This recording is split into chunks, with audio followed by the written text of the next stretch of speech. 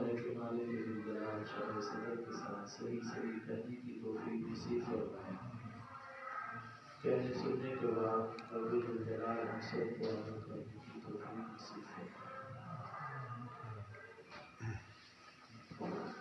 رمضان مبارک کا بابرکت مہینہ چل رہا ہے۔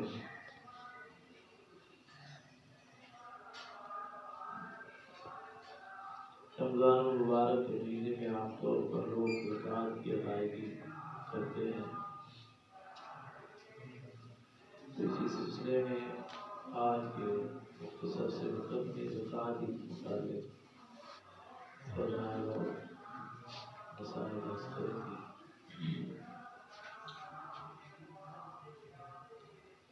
اسلام لانے کے بعد، ایمان کے دائرے میں داخل ہو جانے کے بعد سب سے پہلے اللہ کا جو حکم بندوں کی طرف متوجہ ہوتا ہے وہ ہے نماز، عبادات۔ پھر عبادات کے اندر دوسرا حکم جو اللہ کا بندوں کی طرف متوجہ ہوتا ہے وہ ہے زکوٰۃ۔ یہ دونوں حکم ایسے ہیں، صرف اس امت کے ساتھ صرف حضور نبی کریم صلی اللہ علیہ وسلم کے بعد آنے والے قیامت تک لوگوں کے ساتھ خاص ہے، ایسا ہے۔ یہ دونوں حکم نماز اور زکوٰۃ کے ایسے ہیں کہ اللہ نے ان دونوں حکموں کو پہلے نبیوں پر، پہلی امتوں پر بھی فرض کیا۔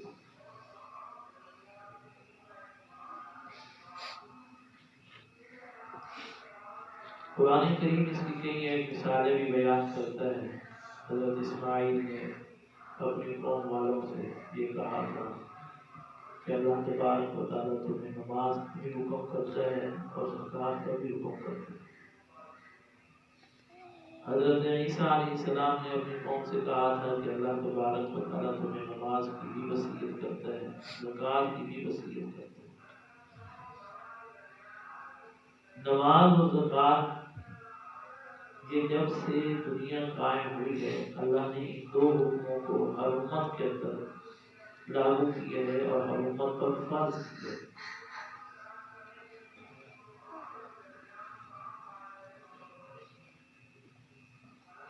جس طرح پچھلی امتوں پر نماز اور زکوٰۃ فرض تھی، اسی طرح اس امت پر بھی نماز کے ساتھ زکوٰۃ بھی فرض ہے۔ سیدنا حضرت عبداللہ ابن عباس رضی اللہ تعالیٰ عنہ فرماتے ہیں، تین چیزوں کو اللہ تعالیٰ تین چیزوں کے ساتھ قبول کرتا ہے۔ تین چیزوں کے ساتھ اگر تین چیزیں ہوں گی تو قبول ہوں گی، اگر ان تین چیزوں کے ساتھ وہ تین دوسری چیزیں موجود نہ ہوں تو پہلی بھی قبول نہیں۔ ان میں سے پہلی چیز اطیعوا اللہ و اطیعوا الرسول۔ اگر انسان کی زندگی کے اندر اطیعوا اللہ تو ہو، اطیعوا الرسول نہ ہو تو اطیعوا اللہ بھی قبول نہیں۔ اگر انسان کی زندگی کے اندر اطیعوا الرسول ہو اور اطیعوا اللہ نہ ہو تو پھر بھی قبول نہیں۔ اگر اطیعوا اللہ یعنی اللہ کی اطاعت اور رسول کی اطاعت دونوں انسان کی زندگی کے اندر، اعمال کے اندر ہوں گی تو پھر دونوں قابل قبول ہوں گی۔ دوسری چیز فرمائی حضرت عبداللہ ابن عباس نے، اقیموا الصلاۃ وآتوا الزکاۃ، کہ اللہ نے جہاں پر بھی زکوٰۃ کو بیان کیا، نماز کو بیان کیا، تو نماز کے ساتھ زکوٰۃ کو بیان کیا اور زکوٰۃ کے ساتھ نماز کو بیان کیا۔ مطلب یہ ہے کہ اگر نماز ہو اور زکوٰۃ کی ادائیگی نہ ہو تو نماز قبول نہیں، اور اگر نماز زکوٰۃ دے اور نماز نہ پڑھے تو زکوٰۃ قابل قبول نہیں۔ تیسری چیز حضرت عبداللہ ابن عباس فرماتے ہیں، اللہ نے ان دو چیزوں کو اکٹھے بیان کیا ہوا ہے، اشکر لی ولوالدیک، کہ تم میرا بھی شکر ادا کرو اور اپنے والدین کا بھی شکر ادا کرو۔ اگر تم نے میرا شکر ادا کیا اور اپنے والدین کا شکر ادا نہیں کیا تو فرمایا کہ میرا شکر قابل قبول ہے۔ تو زکوٰۃ کا فریضہ یہ اسلام میں داخل ہونے کے بعد اس بندے کی طرف دوسرے نمبر پر متوجہ ہوتا ہے۔ زکوٰۃ ہے کیا؟ زکوٰۃ یہ ہے کہ اللہ تبارک و تعالیٰ نے انسان کو جو مال دیا ہے، اللہ کا دیا ہوا مال انسان کے پاس جو موجود ہے، اگر وہ 52.5 تولہ چاندی یہ اس سے زائد کی مقدار کو پہنچ گیا ہے، پہنچنے کے بعد پھر وہ مال اس کے پاس کسی حالت پر یہ اس سے بڑھتا رہا، وہ موجود رہا اور سال اس پر گزر گیا، 1 سال گزر گیا، سال کے گزرنے کے بعد اب اللہ تبارک و تعالیٰ فرماتے ہیں کہ یہ جو مال ہم نے تمہیں پورا سال دے کے رکھا، پورا سال تو اس کو استعمال کرتا رہا، کبھی یہ بڑھتا رہا، کبھی یہ گھٹتا رہا، اب اس میں سے 40واں حصہ تمہیں ہمارے راستے کے اندر نکالنا ہے۔ اور ہمارے باپ کو سمجھانے کے لیے بڑی عجیب مثال دی ہے، فرمایا کہ ہم بڑے مہنگے پھل خریدتے ہیں، اور آج کل تو یقیناً مہنگے ہیں، مہنگے پھل اور فروٹ خریدتے ہیں اور اس کو گھر لے کر آتے ہیں۔ جب ہم اس کو گھر لاتے ہیں تو وہ مالٹے کی شکل کے اندر ہوتا ہے۔ جب ہم نے اس کو خریدا تھا تو اس کے مالٹے کے اوپر جو چھلکا تھا اس کی قیمت ہم نے ادا کی تھی، وہ بھی 7 تولہ تھا، لیکن ہم اس کو اتار دیتے ہیں، اس کو مالٹے کے ساتھ کھاتے نہیں۔ اسی طرح اور بھی پھل ہے، اس کی ہم قیمت اس کے چھلکے سمیت ادا کر کے آتے ہیں، لیکن جب واپس آتے ہیں تو ہم اس کے چھلکے کو اتارتے ہیں، پھر اس کے اندر سے جو مغز نکلتا ہے ہم اس کو کھاتے ہیں۔ اگر کوئی ہم سے یہ بندہ پوچھے کہ تم نے اتنے مہنگے فروٹ خریدے اور جہاں پر آپ نے اس کے مغز کے پیسے ادا کیے، وہاں پر اس کے چھلکے کے بھی تو ادا کیے، اس کو کیوں نہیں کھاتا؟ تو وہ کہتا ہے کہ اس کے کھانے سے انسان کی صحت خراب ہو سکتی ہے، صحت سنبھل نہیں سکتی، طاقت آنے کی وجہ اور طاقت اور قوت آنے کے بجائے انسان کے اندر بیماری آ جائے گی۔ بالکل اسی طرح انسان کو اللہ تبارک و تعالیٰ نے پورا سال مال دیا، مال دینے کے بعد اب بالکل اسی طرح اللہ تبارک و تعالیٰ فرماتے ہیں کہ اس مال کے اوپر کچھ چھلکا سا آ گیا ہے، اس چھلکے کو اتار دے گا تو وہ جو باقی بچے گا مال تیرے لیے وہ قوت کا بھی سبب بنے گا، طاقت کا بھی سبب بنے گا، تیرے ایمان کے بچنے کا بھی سبب بنے گا۔ اگر تو وہ نہیں اتارے گا چھلکا، اس سمیت اگر تو مال کھا جائے گا تو مال پھر بھی تیرا ہی ہے، لیکن یاد رکھنا وہ جو چھلکا ہوگا وہ تیرے لیے ہلاکت اور بربادی کا سبب بن جائے گا۔ حضور نبی کریم صلی اللہ علیہ وسلم انسان کے لیے یہ مال ہلاکت اور تباہی کا سبب کیسے بن جاتا ہے؟ حضور نبی کریم صلی اللہ علیہ وسلم کے پاس ایک صحابی ہے، عرض کہ یا رسول اللہ صلی اللہ علیہ وسلم فلاں بن فلاں کا مال، وہ فلاں بن فلاں مال سمیت فلاں دریا کے کنارے پر موجود تھا کہ اچانک ہم نے دیکھا کہ دریا کے کنارے پر جو شخص موجود تھا پانی آیا اور اس آدمی کو بہا کر لے گیا، مال وہیں پر موجود رہا، وہ بچ گیا۔ حضور نبی کریم صلی اللہ علیہ وسلم نے جب یہ بات سنی تو آپ صلی اللہ علیہ وسلم نے ارشاد فرمایا کہ بات یہ ہے کہ اللہ تبارک و تعالیٰ نے اس کے مال کو اس لیے ہلاک ہونے سے، تباہ و برباد ہونے سے بچا لیا، کیوں؟ اس لیے کہ وہ اپنے مال کی زکوٰۃ ادا کرتا تھا۔ اب علماء نے یہاں پر ایک بڑی عجیب بات لکھی، فرمایا کہ اگر وہ آدمی مار گیا ہے، قتل ہو گیا ہے، غرق ہو گیا ہے، تو گویا وہ پھر اپنے جسم کی زکوٰۃ نہیں ادا کرتا ہوگا۔ جسم کی زکوٰۃ کیا ہے؟ روزہ رکھنا، نماز پڑھنا، جسمانی عبادات کرنا، یہ جسم کی زکوٰۃ ہے۔ حضور نبی کریم صلی اللہ علیہ وسلم نے اس سوال کا پہلے ہی جواب دے دیا، فرمایا کہ دراصل موت اس کی آ چکی تھی، اب یہ جو مال تھا اس نے جو کمایا ہے، اب اس کا دوسرا فائدہ یہ ہے کہ یہ خود جب تک موجود رہے، یہ اس سے فائدہ حاصل کرے، خود دنیا سے چلا جائے تو اس کی اولاد بھی اس سے فائدہ حاصل کرے۔ یہ کمانے والے کے لیے اللہ تبارک و تعالیٰ کی دوسری نعمت ہوتی ہے۔ جب تک وہ زندہ ہے وہ اپنے مال کو استعمال کرے، جب وہ دنیا سے جا رہا ہو تو تو اللہ تبارک و تعالیٰ اس کے مال کو محفوظ رکھے اور اس کی اولاد اور ورثہ اسے فائدہ حاصل کرے. یہ مال کی طرف سے اللہ تبارک و تعالیٰ کی طرف سے مال کے اندر دوسری نعمت. تو اس لیے حضور نبی کریم صلی اللہ علیہ وسلم نے فرمایا چونکہ وہ اپنے مال کی زکات ادا کرتا تھا اس لیے اللہ تبارک و تعالیٰ نے اس کے مال کو محفوظ رکھا. تو مال کو ہلاکت اور تباہ و بربادی سے بچانے کے لیے مال کو اللہ تبارک و تعالیٰ کے محبوب پیغمبر صلی اللہ علیہ وسلم نے ارشاد فرمایا احسنوا باموالکم الزکات، زکات کے ذریعے تم اپنے مالوں کو پاک کرو. اب مال تو اب پاکی ہے، نہ باقی تو اس کے اوپر لگی ہوئی نہیں ہے. علماء نے بڑی عجیب بات کی ہے، فرمایا کہ اس سے پاک کرنے کا مطلب یہ ہے کہ یہ جو مال ہے یہ حقیقتاً پاک ہی ہے، لیکن دراصل جب اس کی زکات نہیں نکلتی تو یہ انسان کے اندر جاتا ہے، یہ انسان کے معاملات کے اندر استعمال ہوتا ہے. تو یہ انسان کی جسامت کو، انسان کی کیا حیثیت کو، یہ انسان کے معاملات کو خراب کرتا ہے.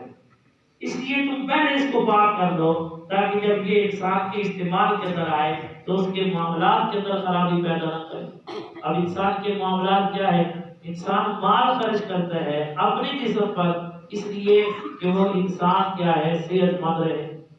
اپنے جسم پر اس لیے انسان مال خرچ کرتا ہے تاکہ وہ قوت مند رہے.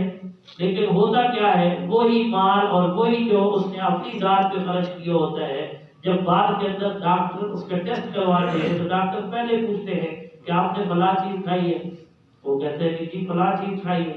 اب وہ جو چیز اس نے اپنے مال کے ذریعے خرید کر کھائی تھی اور اس نے یہ سمجھ کے کھائی تھی کہ اللہ اس سے میری بھوک کو بھی ختم کرے گا، اس کے ذریعے میرے جسم کے اندر توانائی بھی آئے گی، اس کے ذریعے میرے جسم کے اندر طاقت اور قوت بھی آئے گی، لیکن وہی مال انسان کے لیے بیماری اور اس کی ہلاکت اور تباہی کا سبب بن جاتا ہے. وجہ اس لیے کہ اس کا مال پاک ہے. دوسری وجہ علماء محدثین نے یہ لکھی ہے کہ انسان اگر زکات، اموال کی زکات ادا نہیں کرتا تو اللہ تبارک و تعالیٰ اس کے مال کو تو سلامت رکھتے، مگر ہوتا کیا ہے؟ اللہ تبارک و تعالیٰ اس انسان کو ایسے معاملے کے اندر پھنسا دیتے ہیں کہ اس کا سارا مال اسی معاملے کے اندر خرچ ہو جاتا ہے اور اس انسان کی جتنی ضروریات اول دن کے اندر تھی آخر دن تک وہ ضروریات کسی طرح موجود ہوتی، وہ اپنی ضروریات کے اندر اپنے مال کو خرچ نہیں کر پاتا. اس لیے حضور نبی کریم صلی اللہ علیہ وسلم نے ارشاد فرمایا تم اپنے مالوں کی حفاظت زکات کے ذریعے کرو. یہ کہ جب اللہ تبارک و تعالیٰ ویسے اللہ تبارک و تعالیٰ نے انسان کو جو مال دیے، یہ مال اب انسان کو سال کے بعد تو نہیں ملتا، روزانہ کی بنیاد پر انسان کو ملتا ہے. اگر اللہ تبارک و تعالیٰ روزانہ کی بنیاد پر انسان کے اوپر یہ حکم لاگو کرتے کہ جتنا مال تجھے روزانہ کی بنیاد پر ملنا ہے اس میں سے 40واں حصہ یا آدھا حصہ یہ سارا تمہیں خرچ کرنا ہے، تو اللہ تعالیٰ کے بندے کے لیے تو اس کے اندر کسی قسم کی کوئی گنجائش نہیں تھی. اگر وہ اللہ تعالیٰ کو فرمانبردار بندہ ہے کہ وہ اللہ تعالیٰ کے حکم سے تھوڑا سا بھی پیچھے رہ جاتا، وہ سارے کا سارا خرچ کرنے کے لیے تیار ہو جاتا، مگر ہوتا کیا؟ انسان بھوکا اور پیاسا مرتا. لیکن اللہ نے انسان پر کتنا فضل کیا ہے، روزانہ بھی نہیں مانگا. روزانہ کی بنیاد پر جو حاصل ہو رہا ہے وہ انسان کا آپ ہے، مہینے کے بعد بھی نہیں مانگا اور پھر سال کے بعد مانگا ہے وہ بھی سارا نہیں مانگا، آدھا نہیں مانگا. یعنی کہ 40,000 اگر تمہیں مل گئے ہیں، 40,000 میں سے 39,000 تیرا ہے، 40واں ہزار اللہ تبارک و تعالیٰ. تو یہ زکات ہے.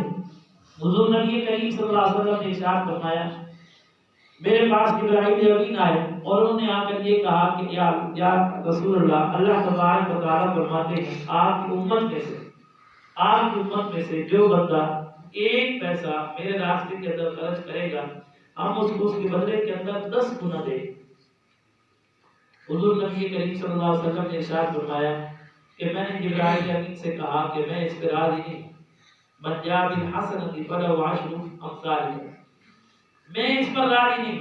اللہ تبارک و تعالیٰ سے جا کر کے یہ کہ اس کے اندر بڑھوتری کرے.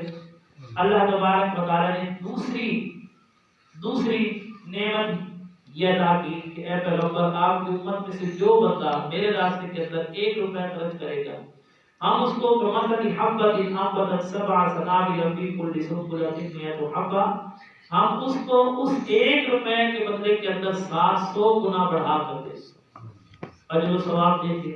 حضرت حضور نبی کریم صلی اللہ علیہ وسلم نے ارشاد فرمایا کہ اللہ سے میری یہ درخواست کرو جا کر کہ میری امت کے لیے اس کے اندر اور بڑھائیں۔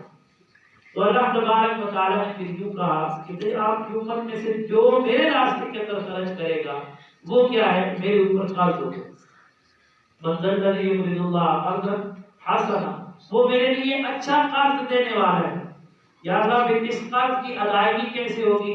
فرمایا دنیا والوں کے لیے تو قرض کی ادائیگی کا سامان یوں ہے کہ جتنا دیا ہے اتنا ہی واپس کرے، اگر اس کے اندر بڑھوتری کریں گے تو یہ جو لیا ہوا ہے یا دیا ہوا ہے سارے کا سارا کیا ہے، ناپاک ہو جائے گا، حرام ہو جائے گا، جسے سود کہا جاتا ہے۔ اور یہ معاملہ یعنی کہ قرض دیا ہے ہم نے 10,000 اور ہم نے کہا کہ تجھے اب مہلت دیتے ہیں کہ 1 سال کے بعد تجھے 10,000 روپے مجھے واپس کرنا، لیکن اس کے ساتھ 2,000 روپے اور بھی دینا۔ وجہ اس لیے کہ ہم نے تیرے اوپر احسان کیا ہے کہ جو ہم نے تجھے 10,000 روپے قرض دیے۔ اب علماء نے لکھا ہے کہ جو اس نے 2,000 روپے اوپر لیا وہ 2,000 بھی ناپاک، اور اس ناپاکی کی وجہ سے وہ 10,000 بھی ناپاک۔ اور اس کی ناپاکی کیا ہے، اس کی حرمت کیا ہے؟ حضور نبی کریم صلی اللہ علیہ وسلم نے ارشاد فرمایا کہ جو 2,000 روپے اوپر لیا ہے اس کی حرمت یہ ہے کہ یہ اس طرح ہے کہ جس طرح اس نے نعوذ باللہ نعوذ باللہ نعوذ باللہ کفر نباشت اس نے 70 مرتبہ اپنی ماں کے ساتھ منہ کالا کیا۔ یہ 2,000 روپے لینے کے لیے سود ہے نا، حرام ہے۔ حضور نبی کریم صلی اللہ علیہ وسلم نے ارشاد فرمایا، اللہ تبارک و تعالیٰ فرماتے ہیں دنیا والوں کے لیے تو بڑھا کر لینا دینا جائز نہیں ہے، لیکن میں اللہ ہوں، جیسے چاہوں دوں اور جیسے چاہوں لوں۔ اللہ تبارک و تعالیٰ فرماتے ہیں کہ میں اس انسان کے لیے بڑھا چڑھا کر دوں، کتنا جتنا میرا جی چاہے۔ علماء نے کتابوں کے اندر ایک بات لکھی ہے کہ ایک انسان تھا، وہ بیمار ہو گیا۔ جب وہ بیمار ہوا تو کسی حکیم کے پاس چلا گیا۔ حکیم نے کہا کہ ہم تیری دوا تیار کریں گے، لیکن دوا تیار ہو جائے گی 1 ماہ کے بعد آ کر اپنی دوا لے جانا۔ جب 1 ماہ کے بعد مریض دوبارہ حکیم کے پاس پہنچا، اس نے کہا کہ بات یہ ہے کہ دوا مکمل ہو چکی ہے، صرف میرے پاس شہد نہیں ہے، میں نے بہت سی جگہوں سے تلاش کیا کہ کہیں سے شہد مل جائے لیکن مجھے شہد نہیں ملا۔ اب یہ تیری بیماری موت کے دہانے پر تجھے لے کر گئی، اب اس کی دوا میرے پاس موجود ہے اور اس کے اندر صرف اور صرف اگر شہد ملے گا تو دوا مکمل ہوگی، تیرے لیے صحت مندی کا سبب بنے گی، اور اگر اس کے اندر وہ شہد نہیں ملے گا تو یہ دوا مکمل نہیں ہے، ہو سکتا ہے کہ یہی دوا تیرے لیے اور زیادہ بیماری کا باعث بن جائے، اس لیے تو کہیں سے شہد کا انتظام کر۔ اب اس نے پوچھا کہ شہر کے اندر حکیم صاحب جب آپ کو نہیں ملا تو مجھے کہاں سے ملے گا؟ تو حکیم نے بتایا کہ بات یہ ہے کہ ہمارے جو علاقے کا جو سلطنت کا بادشاہ ہے اس کے دربار کے اندر شہر موجود ہے، اس کے محل کے اندر شہر موجود ہے، وہاں سے اگر لے سکتا ہے تو لے گیا۔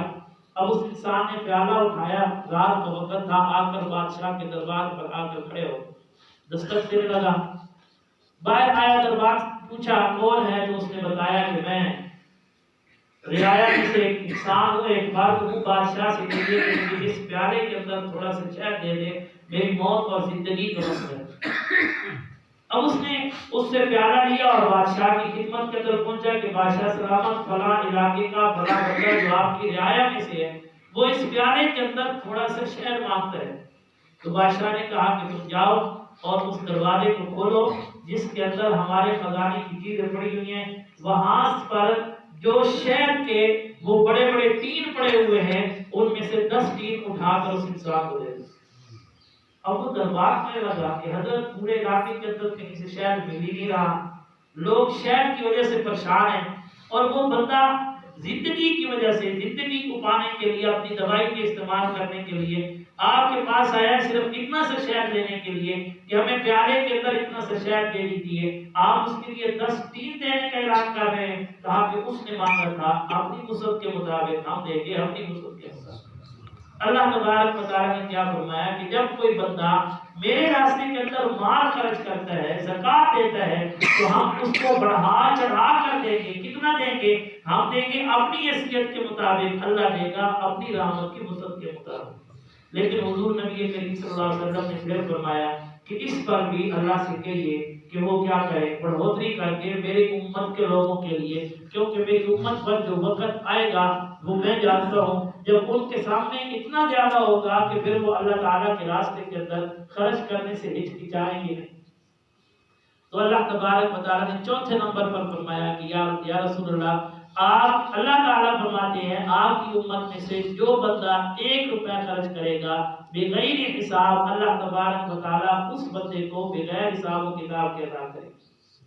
اب یہ چوتھا انعام اللہ تبارک و تعالیٰ کی طرف سے۔ ایک حدیث کے اندر آتا ہے، حضور نبی کریم صلی اللہ علیہ وسلم نے ارشاد فرمایا، دنیا کے اندر جب بندہ زکوٰۃ کا مال یا صدقے کا مال کسی فقیر کو اس کا مالک بنانے کے لیے دیتا ہے تو وہ یہ سمجھتے ہیں کہ میں نے اس کے ہاتھ کے اوپر رکھا ہے، لیکن حضور علیہ السلام نے ارشاد فرمایا وہ اس کے ہاتھ سے آنے سے پہلے وہ اللہ تعالیٰ کے ہاتھ کے اندر جاتا ہے، اور اللہ تبارک و تعالیٰ اپنے ہاتھ کے اندر رکھنے کے بعد اس کو چھوڑ نہیں دیتے، بلکہ اس کی اس طرح پرورش کرتے ہیں جس طرح دنیا کے اندر ایک انسان اپنے جانور کے بچے کی پرورش کرتا ہے، اس طرح اس کو پالتے ہیں، پوستے ہیں، اس کی سبزی کا خیال رکھتے ہیں۔ دنیا کے اندر انسان اپنے جانور کے بچے کی گرمی کا خیال رکھتے ہیں، اس کی خوراک کا خیال رکھتے ہیں، تاکہ اس کی بڑھوتری کے اندر کوئی کمی نہ آئے، کسی قسم کی کوئی گنجائش ایسی نہ رہ جائے کہ یہ فائدے سے اس کا کوئی لمحہ کوئی چیز خالی نہ رہ جائے۔ اللہ اس طرح بندے کے صدقے اور زکوٰۃ کے مال کو بڑھاتے چڑھاتے اور اس کی بڑھوتری کرتے،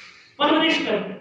پھر حضور نبی کریم صلی اللہ علیہ وسلم نے ارشاد فرمایا، پھر اللہ اس بندے کے مال کو، دنیا کے اندر انسان کسی کی پرورش کسی کی کرتا ہے تو کہاں تک بڑھا لیتا ہے، لیکن اللہ تبارک و تعالیٰ جب بندے کے راستہ، اللہ تعالیٰ کے راستے کے اندر دیے ہوئے بندے کے مال کو جب بڑھوتری کرتا ہے اور اس کی پرورش کرتا ہے، حضور نے فرمایا کہ اللہ اس مال کو 1 روپے کو اونٹ کے پہاڑ کے برابر کر دے۔ دنیا کے اندر اس نے دیا تھا 1 روپیہ، لیکن آخرت کے اندر اس کا اجر ملے گا اور پہاڑ کے برابر، اور وہ پھر سوچنے پر مجبور ہو جائے گا کہ میں نے تو اتنا کچھ دیا ہی۔ اور پھر حضور اللہ تبارک و تعالیٰ فرماتے ہیں کہ جو بندے اپنے مال کو زکوٰۃ دینے سے روک لیتے، مال کسی زکوٰۃ نہیں دیتے، ان کے لیے اللہ تبارک و تعالیٰ اعلان کرتے ہیں کہ یہی مال ہم توپ بنا کر اس کے گلے کے اندر ڈال دیں گے۔ ایک مقام پر ارشاد فرمایا، یوم یحمى علیہا فی نار جہنم فتقوی بہا جباہہم وجنوبہم وظہورہم ھذا ما کنزتم لانفسکم۔ یہ جو مال دنیا کے اندر یہ خرچ نہیں کرتے اور اس کو جمع کرتے رہتے ہیں، اس کی زکوٰۃ نہیں دیتے، قیامت کے دن یہ گنجا اژدہا بن کر اس کے سامنے آئے گا اور اس کو ڈسے گا۔ جب اس کو ڈسے گا تو یہ چلائے گا، تو وہ کہے گا کہ میں ہی تو تیرا مال ہوں جو دنیا کے اندر تو جمع کر کے انہیں رکھا تھا اور اس مال کو پاک نہیں کیا تھا، زکوٰۃ نہیں دی تھی۔ اللہ کے پیغمبر صلی اللہ علیہ وسلم نے ارشاد فرمایا، جب تک اللہ چاہیں گے وہ محشر کے میدان کے اندر اس کو ڈستا رہے گا، پھر اسی کے ساتھ اس کو جہنم کے اندر بھیج دیا جائے گا۔ حضرت امام ابو یوسف فریابی رحمہ اللہ فرماتے ہیں، تابعین میں سے ہیں، کہ ہم ایک مرتبہ حضرت ابو سنان رحمہ اللہ کی خدمت کے اندر ان کی زیارت کے لیے تشریف لے گئے، بہت بڑے محدث تھے۔ تو جب ہم وہاں پہ پہنچے تو حضرت ابو سنان رحمہ اللہ اپنے گھر سے باہر نکل رہے تھے کہیں جانے کے لیے۔ تو ہم نے کہا کہ حضرت ہم آپ کی زیارت کے لیے آپ کی خدمت کے اندر حاضر ہوئے تھے۔ حضرت نے فرمایا کہ میرے پڑوس کے اندر ایک نوجوان کا انتقال ہوا ہے، میں وہاں پر جا رہا ہوں تعزیت کے لیے، تو بھی میرے ساتھ چلو، وہاں پہ تعزیت کرنے کے بعد واپس آ جائیں گے۔ تو حضرت امام ابو یوسف فریابی رحمہ اللہ فرماتے ہیں کہ ہم حضرت ابو سنان رحمہ اللہ کے ساتھ اس نوجوان کی تعزیت کے لیے پہنچے، تو اس کا جو بڑا بھائی تھا وہ مسلسل رو رہا ہے۔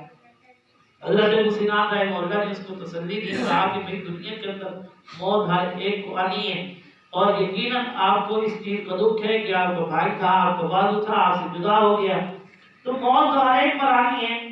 بہرحال دکھ اپنی جگہ پر ہے، بس اس پر صبر پر بھی اللہ تبارک و تعالیٰ نے اجر رکھا ہے، تو آپ خاموش ہو جائیں۔ اس نے کہا کہ مجھے اس بات پر دکھ نہیں ہے، غم نہیں ہے کہ میرا بھائی مجھ سے جدا ہو گیا، مجھے غم اور دکھ اس بات پر ہے جو میں بھائی کو دفنانے کے وقت دیکھ کر آیا۔ کہا کہ کیا دیکھا؟ فرمایا کہ میں نے اپنے بھائی کو قبر کے اندر دفن کیا، دفن کرنے کے بعد جب ہم وہاں سے چلنے لگے تو چیخ و پکار کی آواز اس قبر کے اندر سے آ گئی اور یوں کہہ رہا تھا کہ مجھے بچاؤ میرے بھائی، مجھے بچاؤ میرے بھائی، مجھے بچاؤ میرے بھائی۔ تو میں نے بے ساختہ ہو کر اس کی قبر کو کھول دیا۔ جب اس کی قبر کو کھولا تو ایک کڑا سا جو لوہے کا تھا اور آگ کے ساتھ وہ دکھتا ہوا تھا، اس کے اس گلے کے اندر پھنستا ہوا جا رہا ہے اور وہ اس کو نکالنے کی کوشش کر رہا ہے۔ میں اس عذاب کو دیکھ کر میں اپنے بھائی پر رو رہا ہوں کہ پتہ نہیں کیا وجہ ہے جس کی وجہ سے میرے بھائی کو عالم برزخ اس عذاب کے اندر مبتلا کر دی۔ حضرت ابو سنان، حضرت امام ابو یوسف فریابی رحمہ اللہ فرماتے ہیں کہ ہم پھر وہاں سے اٹھے۔ حضرت ابو سنان رضی اللہ تعالیٰ عنہ سیدھے اس وقت صحابی رسول حضرت ابو ذر غفاری رضی اللہ تعالیٰ عنہ موجود تھے، ان کی خدمت کے اندر پہنچے اور ان کو جا کر یہ سارا معاملہ فرمایا تو حضرت ابو ذر غفاری نے فرمایا سیطبقون ما بخلوا به یوم القیامہ وللہ میراث السماوات والارض۔ آج جو آپ کے بھائی نے اپنے بھائی کے ساتھ قبر کے اندر آج دیکھا ہے، وہ آج سے پہلے حضور نبی کریم صلی اللہ علیہ وسلم کے دور کے اندر اللہ خود فرما چکے ہیں کہ جو انسان اپنے مالوں کی زکات نہیں دیتے، یہی مال عالم آخرت کے اندر اس کے لیے اس کے گلے کا پھندا بن جائے۔ اب حضرت امام یوسف فریابی فرماتے ہیں کہ اس بات کا تشریح اور توضیح حضرت ابو ذر غفاری رضی اللہ عنہ نے جب کی تو ہم دوبارہ اس انسان کے پاس آئے، نوجوان سے پوچھا کہ کیا یہ معاملہ آپ کے بھائی کے ساتھ تھا؟ اس نے کہا بالکل، میرا بھائی اپنے مال میں سے کبھی بھی اللہ تعالیٰ کے راستے کے اندر نہ زکات ادا کرتا تھا نہ صدقات کے طور پر دیتا تھا۔ اب مجھے سمجھ کے اندر آئی ہے کہ وہ جو زکات کے مال کو اپنے لیے روک کے رکھتا تھا، اللہ تعالیٰ کے راستے کے اندر خرچ نہیں کرتا تھا، کوئی مال اس کے لیے قبر ہی کے اندر شوق بنا دیا گیا۔ اللہ تبارک و تعالیٰ ہم سب کو بچائے۔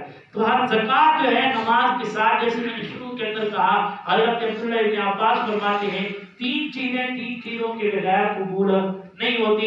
انسان نماز پڑھتا ہو زکات نہ دیتا ہو، حضرت عبداللہ ابن عباس فرماتے ہیں اس کی نماز قابل قبول نہیں۔ اگر زکات دیتا ہو نماز نہ پڑھتا ہو، حضرت عبداللہ ابن عباس فرماتے ہیں اس کی زکات قابل قبول نہیں۔ ایک انسان نماز پڑھے تو اس کے لیے ضروری ہے کہ وہ زکات بھی دے، تاکہ زکات کی قبولیت اور نماز کی قبولیت دونوں ساتھ ساتھ ہوں، کیونکہ اللہ نے دونوں کو ساتھ ساتھ اپنے قرآن کریم کے اندر بیان کی ہے، اس لیے اللہ دونوں کی قبولیت ساتھ ساتھ کریں گے۔ اگر ایک کو ادا کرتے رہے دوسری چھوٹتی رہی تو پہلی والی بھی ضائع کر دی جائے گی، اور اگر دوسری کرتے رہے پہلی والی کو اگر چھوڑتے رہے تو دوسری والی بھی ضائع کر دی جائے گی۔ اس لیے اسلام کے داخل ہو جانے کے بعد، ایمان کے دائرے کے اندر داخل ہو جانے کے بعد پہلا فریضہ عبادات میں سے جو انسان کی طرف متوجہ ہوتا ہے وہ نماز کا فریضہ ہے، اور دوسرا فریضہ جو انسان کی طرف متوجہ ہوتا ہے وہ زکات کا فریضہ ہے۔